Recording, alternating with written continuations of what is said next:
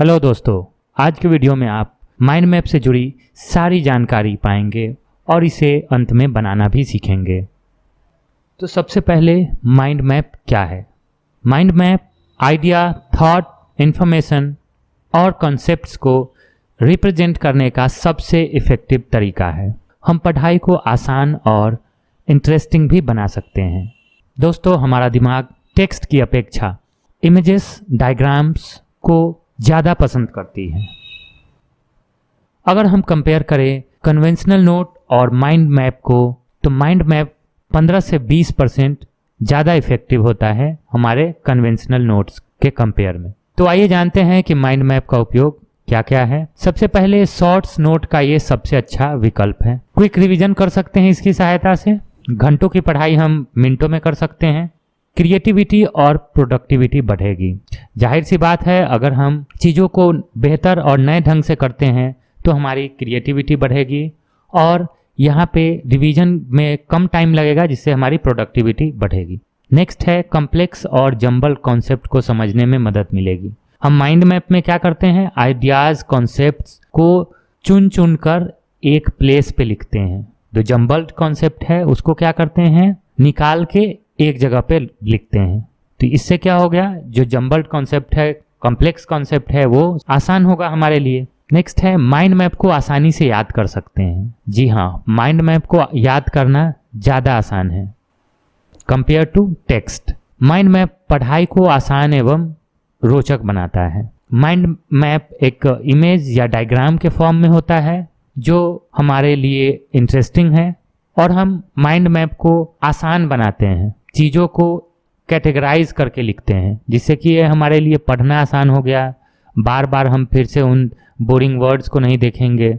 Mind map का प्रयोग आप न केवल स्टडी में कर सकते हैं, बल्कि आप अपने थॉट्स को लिखने, आइडियाज़ को लिखने और किसी भी चीज़ की प्लानिंग करने में माइंड मैप बना सकते हैं। तो आइए जानते हैं कि माइंड मैप कैसे बनाते हैं। सबसे पहले पेज को सेटअप करना है लैंडस्केप मोड में। लैंडस्केप मोड का मतलब है आप इमेज को देख के इजीली आइडेंटिफाई कर सकते हैं। तो सबसे पहले ये बता देते हैं कि आपको लैंडस्केप मोड में ही क्यों करना है। कोशिश करना है कि आपको लैंडस्केप मोड में ही करें।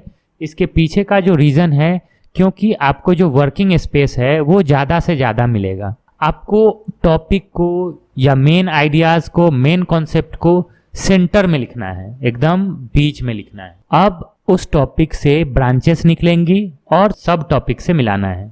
क्या करना है, टॉपिक से क्या होगा, ब्रांचेस निकलेंगी और वो सब टॉपिक से जाकर मिलेंगी। ठीक है, प्रैक्टिकली हम आगे देखेंगे। अब सब टॉपिक से ब्रांचेस को निकाल कर रिलेटेड इंफॉर्मेशन और पॉइंट्स को लिखेंगे। आप इसमें डिफरेंट कलर्स का उपयोग कर सकते हैं, क्योंकि हमारा दिमाग कलर्स को पसंद करता है। आप एरोज का प्रयोग कर सकते हैं, मतलब कि तीर के निशान का प्रयोग कर सकते हैं लिंकिंग आइडियाज या इंफॉर्मेशन के लिए। तो आइए देखते हैं प्रैक्टिकली हम माइंड मैप कैसे बनाएंगे। तो सबसे पहला स्टेप जो है, क्या करना है, आपको पेज को लैंडस्केप मोड में सेटअप करना है। नेक्स्ट है कि टॉपिक को सेंटर में लिखना है। यहाँ पे टॉपिक सेंटर में लिखा हुआ है, इसी तरीके से आपको सेंटर में टॉपिक को लिख लेना है। नेक्स्ट क्या करना है कि टॉपिक से ब्रांचेस निकलेंगी और उस ब्रांचेस से क्या अटैच्ड होगा, सब टॉपिक। दोनों साइड से निकाल सकते हैं, ऊपर नीचे से भी निकाल सकते हैं। जरूरत के अनुसार सब टॉपिक्स को हम निकालेंगे। इसी तरीके से सब टॉपिक से रिलेटेड इंफॉर्मेशन पॉइंट्स को हम लिखेंगे। जो भी ब्रांचेस बनाए वो कर्व हो। तो यहाँ पे हम एक एग्जाम्पल की सहायता से और इसे अच्छे तरीके से समझेंगे। बौद्ध धर्म के बारे में माइंड मैप बनाना है, तो सबसे पहले क्या करना है, आप लैंडस्केप में आपको क्या ले लेना है, पेज को सेटअप कर लेना है और उसके सेंटर में लिख देना है मेन टॉपिक को। ठीक है, मेन टॉपिक आपका क्या है, बौद्ध धर्म है यहाँ पे। इसके बाद आपने उससे क्या निकाला, एक सब टॉपिक निकाला। सब टॉपिक क्या है, जन्म, संबंधित, अवस्था, ज्ञान प्राप्ति, प्रतीक चिन्ह, शिक्षा। लेफ्ट हैंड साइड में शिक्षा भी लिख दिए। उसी प्रकार से बुद्ध के शिष्य, बौद्ध संगति, त्रिरत्न, मृत्यु। तो इतने सारे क्या हो गए, ये सारे क्या है, सब टॉपिक। ये सब क्या है, सब टॉपिक है। तो ये जितने भी हैं ये सब हैं हमारे सब टॉपिक्स। मेन टॉपिक है हमारा बौद्ध धर्म और ये सब है सब टॉपिक। तो अब सब टॉपिक से रिलेटेड इंफॉर्मेशन है उसको हम देखेंगे। अब जन्म से रिलेटेड, तो जन्म से रिलेटेड जो भी पॉइंट्स है उसको हम लिखेंगे।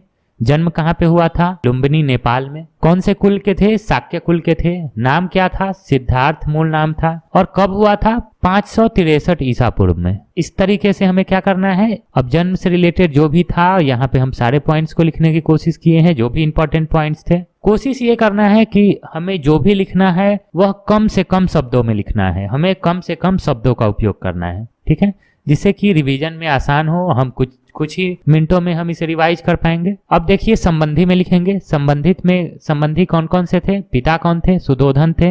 माता कौन थी? महामाया थी। पत्नी यशोधरा। और प्रजापति गौतमी क्या थी? मासी थी। और बेटे का नाम क्या था? राहुल। चन्ना था सारथी। अब आप इसमें कुछ और ऐड कर सकते थे। अब 4 अवस्थाएं कौन कौन सी थी जो उन्होंने देखा था जिससे उनका हृदय परिवर्तन हुआ? वृद्ध व्यक्ति को देखें, इसके बाद बीमार व्यक्ति, सब, सन्यासी, और इसके बाद उन्होंने क्या किया?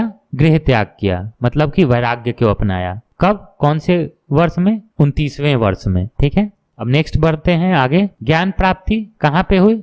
सारनाथ में। कहाँ पे? मृगदाव वन में। 6 वर्षों की तपस्या के बाद। कहाँ पे? गया के निरंजना नदी और वैशाख पूर्णिमा के दिन पीपल वृक्ष के नीचे, जिसे महाबोधि वृक्ष भी कहा जाता है। अब नेक्स्ट है प्रतीक चिन्ह।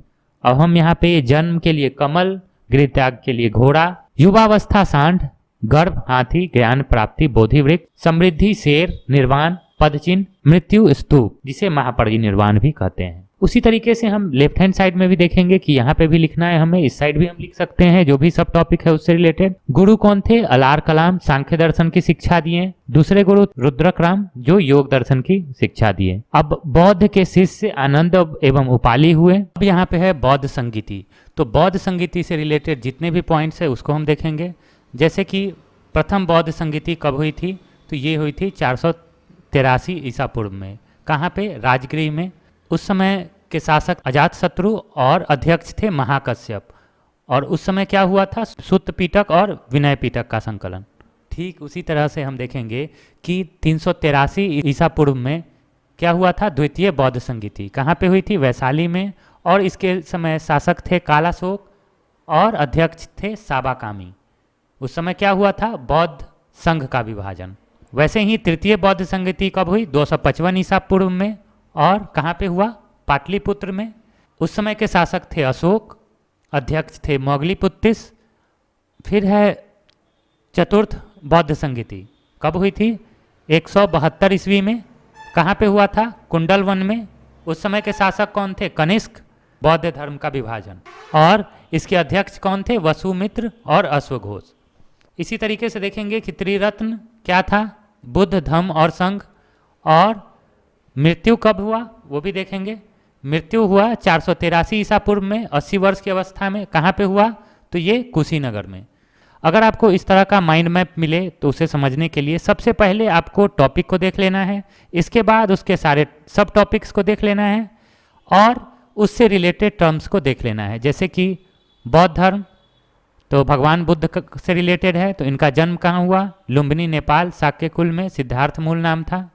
संबंधी अवस्था, उसके बाद क्या हुआ? ये सारा डिटेल्स एक के बाद एक आपको पढ़ते जाना है। तो यहाँ पे आप देखेंगे क्या कि सारा कुछ एक पेज में ही बौद्ध धर्म का हो गया। आप इसमें और कुछ ऐड कर सकते हैं अपने से, और आप घंटों की पढ़ाई कुछ मिनटों में कर सकते हैं। तो इस वीडियो के अंत में मैं ये बताना चाहता हूँ कि अगर आप इसी तरह के माइंड मैप को देखना चाहते हैं, हिस्ट्री के सारे इंपॉर्टेंट टॉपिक्स के माइंड मैप को, तो आप हमारे एप्लीकेशन को डाउनलोड कर सकते हैं और वहां से बाय कर सकते हैं। और अगर आप मेमोरी को इंप्रूव करना चाहते हैं तो हमारे कोर्स को बाय कर सकते हैं। डिस्क्रिप्शन में लिंक है, वहां से जाके आप देख सकते हैं।